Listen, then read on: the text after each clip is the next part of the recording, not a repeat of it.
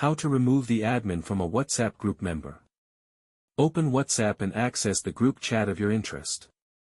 Tap the group name at the top to open the group information screen. Scroll until you find the list of participants.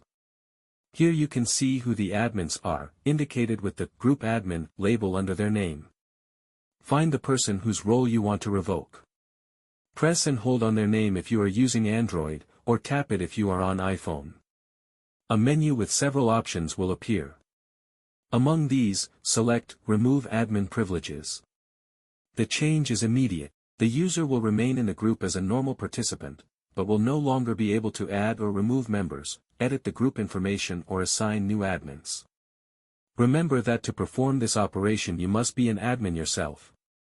Also, if there are multiple admins in the group, it is good practice to coordinate before removing roles to avoid misunderstandings. With a few taps, you can keep your WhatsApp group organized and under control.